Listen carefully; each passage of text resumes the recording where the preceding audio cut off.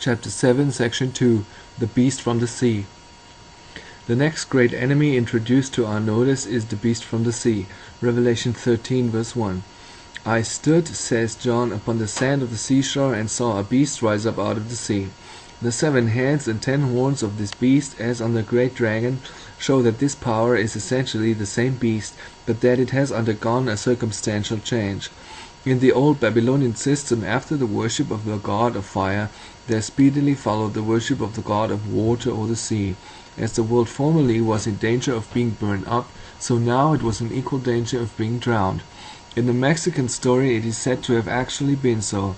First, say they, it was destroyed by fire, and then it was destroyed by water. The Druidic mythology gives the same account, for the bards affirm that the dreadful tempest of fire that split the earth asunder was rapidly succeeded by the bursting of the lake Leon, when the waters of the abyss poured forth and overwhelmed the whole earth. In Greek we meet with the very same story. Diodorus Siculus tells us that in former times a monster called Aegides, who vomited flames, appeared in Phrygia. Hence, spreading along Mount Taurus, the conflagration burned down all the woods as far as India, then with a retrograde course swept the forests of Mount Lebanon, and extended as far as Egypt and Africa. At last a stop was put to it by Minerva. The Phrygians remembered well this conflagration and the flood which followed it. Ovid too has a clear allusion to the same fact of the fire worship being speedily followed by the worship of water, in his fable of the transformation of Cycnus. He represents King Cycnus, an attached friend of Phaeton, and consequently of fire worship, as after his friend's death, hating the fire and taking to the contrary element, that of water, through fear, and so being transformed into a swan. In India the great deluge, which occupies so conspicuous a place in its mythology, evidently has the same symbolical meaning, although the story of Noah is mixed up with it, for it was during that deluge that the lost Vedas, or sacred books, were recovered by means of the great god under the form of a fish. The loss of the Vedas had evidently taken place at that very time of terrible disaster to the gods, when, according to the Purans, a great enemy of these gods called Dulgu abolished all religious ceremonies. The Brahmins, through fear, forsook the reading of the Veda. Fire lost its energy, and the terrified stars retired from sight. In other words, when idolatry, fire worship, and the worship of the host of heaven had been suppressed, when we turn to Babylon itself, we find there also substantially the same account. In Berosus the deluge is represented as coming after the time of Aloros, or the god of fire, that is, Nimrod, which shows that there too this deluge was symbolical.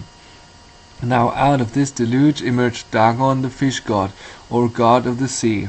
The origin of the worship of Dagon, as shown by Berosus, was founded upon a legend that at a remote period of the past, when men were sunk in barbarism, there came up a beast called Oannes from the Red Sea, or Persian Gulf, half man, half fish, that civilized the Babylonians, taught them the arts and sciences, and instructed them in politics and religion. The worship of Dagon was introduced by the very parties, Nimrod of course excepted, who had previously seduced the world into the worship of fire. In the secret mysteries that were then set up, while in the first instance, no doubt professing the greatest antipathy to the prescribed worship of fire, they sought to regain their influence and power by scenic representations of the awful scenes of the flood, in which Noah was instructed under the name of Dagon, or the fish god. Scenes in which the whole family of man, both from the nature of the event and their common connection with the second father of the human race, could not fail to feel a deep interest. The concoctors of these mysteries saw that if they could only bring man back again to idolatry in any shape, they could soon work that idolatry so as substantially to re-establish the very system that had been put down. Thus it was that as soon as the way was prepared for it, Tammuz was introduced as one who had allowed himself to be slain for the good of mankind. A distinction was made between good serpents and bad serpents, one kind being represented as the serpent of Agathodemon, or the good divinity, another as the serpent of Cacodemon, or the evil one. Reed Wilkinson in Egypt, the Uraeus or the Kerastes was the good serpent, the Apophis the evil one. It was easy then to lead men on by degrees to believe that in spite of all appearances to the contrary, Tammuz, instead of being the patron of serpent worship in an evil sense, was in reality the grand enemy of the Apophis, or the great malignant serpent, that envied the happiness of mankind, and that in fact he was the very seed of the woman, who was destined to bruise the serpent's head. By means of the metempsychosis, it was just as easy to identify Nimrod and Noah, and to make it appear that the great patriarch, in the person of this his favorite descendant, had graciously condescended to become incarnate anew, as Dagon, that he might bring mankind back again to the blessings they had lost when Nimrod was slain. Certain it is that Dagon was worshipped in the Chaldean mysteries, wherever they were established, in a character that represented both the one and the other. In the previous system, the grand mode of purification had been by fire. Now it was by water that men were to be purified. Then began the doctrine of baptismal regeneration, connected, as we have seen, with the passing of Noah through the waters of the flood. Then began the reverence for holy wells, holy lakes, holy rivers, which is to be found wherever these exist on the earth, which is not only to be traced among the Parsis, who along with the worship of fire, worship also the Zereparankard, or the Caspian Sea, and among the Hindus in India, who worship the purifying waters of the Ganges, and who count it the grand passport to heaven to leave their dying relatives to be smothered in its stream, but which is seen in full force at this day in Popish Ireland, in the universal reverence for holy wells, and the annual pilgrimages to Loch Derg, to wash away sin in its blessed waters, and which manifestly lingers also among ourselves in the popular superstition about witches, which shines out in the well-known line of Burns, a running stream they dorn across. So much for the worship of water. Along with the water worship, however, the old worship of fire was soon incorporated again. In the mysteries, both modes of purification were conjoined. Though water baptism was held to regenerate, yet purification by fire was still held to be indispensable.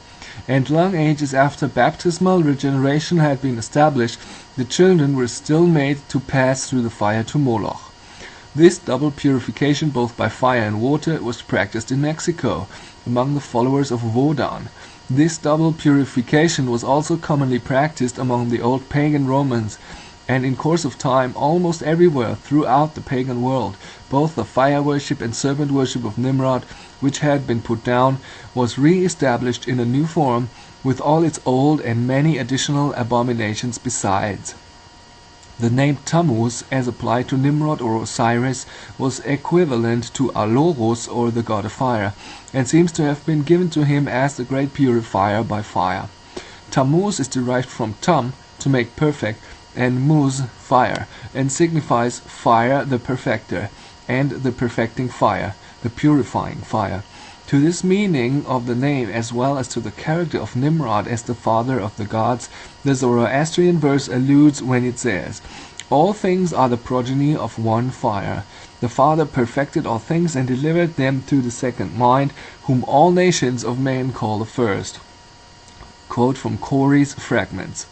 Here fire is declared to be the father of all, for all things are said to be its progeny, and it is also called the perfecter of all things. The second mind is evidently the child who displaced Nimrod's image as an object of worship, but yet the agency of Nimrod, as the first of the gods and the fire god, was held indispensable for perfecting man.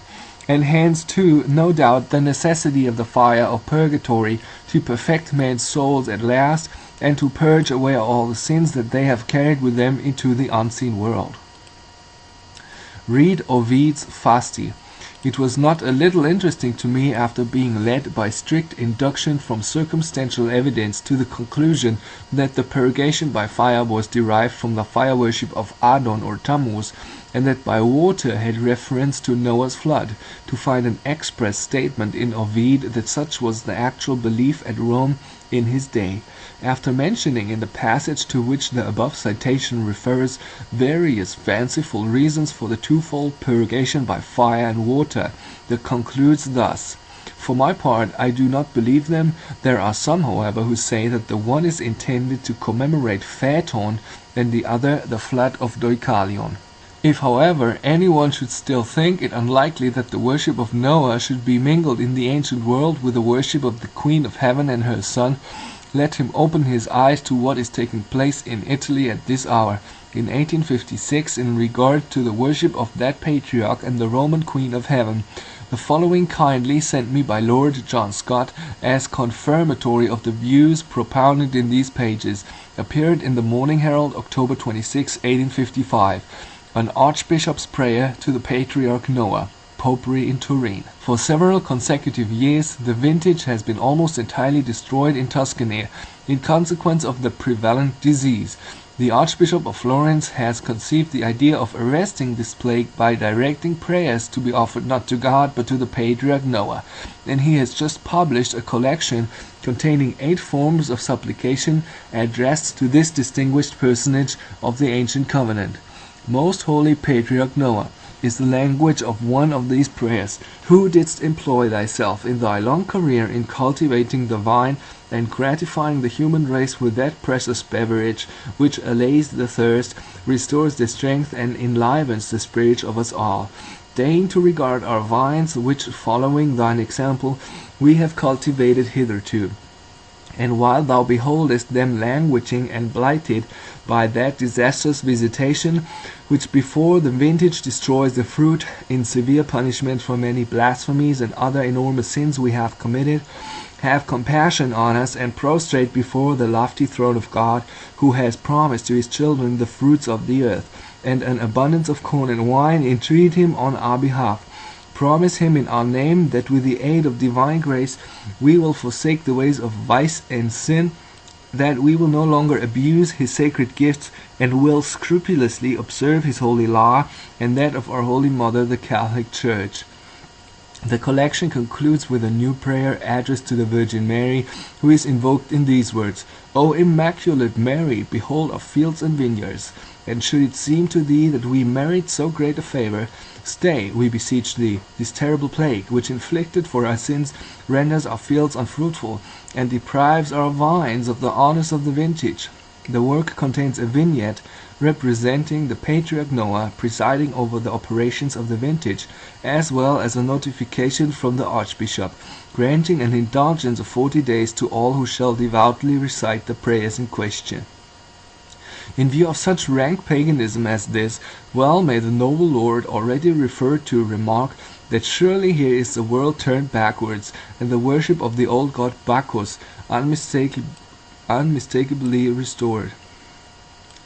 Now this god of the sea, when his worship had been firmly re-established, and all formidable opposition had been put down, was worshipped also as the great god of war, who though he had died for the good of mankind, now he had risen again, was absolutely invincible. In memory of this new incarnation, the 25th of December, otherwise Christmas Day, was, as we have already seen, celebrated in pagan Rome as Natalis Solis Invictis, the birthday of the unconquered sun, who would overcome the winter solstice and come back for another round. We have equally seen that the very name of the Roman god of war is just the name of Nimrod, for Mars and Mavors, the two well-known names of the Roman war god, are evidently just the Roman forms of the Chaldee Mal, or Mavor, the rebel. Thus terrible and invincible was Nimrod when he reappeared as Dagon, the beast from the sea. If the reader looks at what is said in Revelation 13:3, he will see precisely the same thing. And I saw one of his heads as it were wounded unto death, and his deadly wound was healed. And all the world wondered after the beast, and they worshipped the dragon, which gave power unto the beast, and they worshipped the beast, saying, Who is like unto the beast? Who is able to make war with him? Such, in all respects, is the analogy between the language of the prophecy and the ancient Babylonian type. Do we find, then, anything corresponding to this in the religious history of the Roman Empire after the fall of the old paganism of that empire? Exactly in every respect. No sooner was paganism legally abolished, the eternal fire of Vesta extinguished, and the old serpent cast down from the seat of power, where so long he had sat secure, than he tried the most vigorous means to regain his influence and authority. Finding that persecution of Christianity as such in the meantime would not do to destroy the church symbolized by the sun-clothed woman, he made another attack. Revelation 12:15. And a serpent cast out of his mouth a flood of water after the woman, that he might cause her to be carried away of the flood. The symbol here is certainly very remarkable. If this was a dragon of fire, it might have been expected that it would have been represented according to popular myths as vomiting fire after the woman. But it is not so. It was a flood of water that he cast out of his mouth. What could this mean? As the water came out of the mouth of the dragon, that must mean doctrine, and of course false doctrine. But is there nothing more specific than this? A single glance at the old Babylonian type will show that the water cast out of the mouth of the serpent must be the water of baptismal regeneration. Now it was precisely at this time, when the old paganism was suppressed, that the doctrine of regenerating man by baptism, which had been working in the Christian church before, threatened to spread like a deluge over the face of the Roman Empire. From about AD 360 to the time of Emperor Justinian about 550, we have evidence both of the promulgation of this doctrine and also of the deep hold it came at last to take of professing Christians. It was then precisely that our Lord Jesus Christ began to be popularly called Ichthys, that is the fish, manifestly to identify him with Dagon. At the end of the 4th century, and from that time forward, it was taught that he who had been washed in the baptismal font was thereby born again and made pure as the virgin snow. This flood issued not merely from the mouth of Satan the old serpent, but from the mouth of him who came to be recognized by the pagans of Rome as the visible head of the old Roman paganism. When the Roman fire worship was suppressed, we have seen that the office of Pontifex Maximus, the head of that paganism, was abolished. That was the wounding unto death of the head of the fiery dragon. But scarcely had that head received its deadly wound when it began to be healed again. Within a few years after the pagan title of Pontifex had been abolished, it was revived, and that by the very emperor that had abolished it, and was bestowed, with all the pagan associations clustering around it, upon the Bishop of Rome, who from that time forward became the grand agent in pouring over, professing Christendom, first the ruinous doctrine of baptismal regeneration, and then all the other doctrines of paganism derived from ancient Babylon. When this pagan title was bestowed on the Roman bishop, it was not as a mere empty title of honor it was bestowed, but as a title to which formidable power was annexed.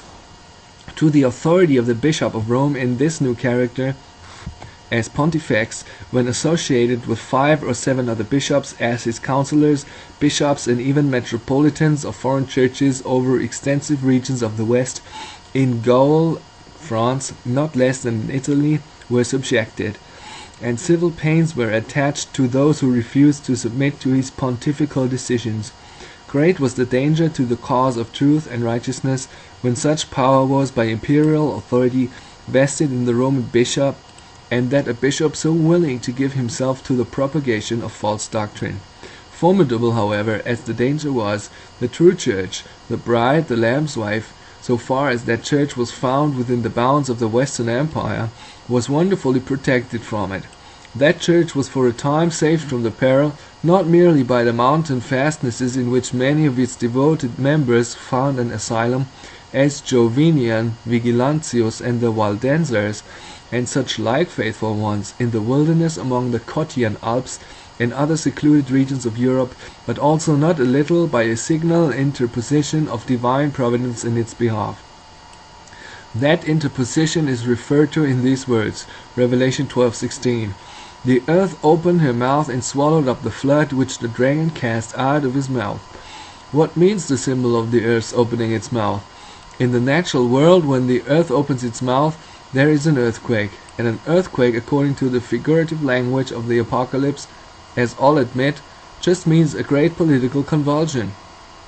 Now, when we examine the history of the period in question, we find that the fact exactly agrees with the prefiguration, that soon after the Bishop of Rome, because Pontiff, and as pontiff set himself so zealously to bring in paganism into the church, those political convulsions began in the civil empire of Rome, which never ceased till the framework of that empire was broken up and it was shattered to pieces.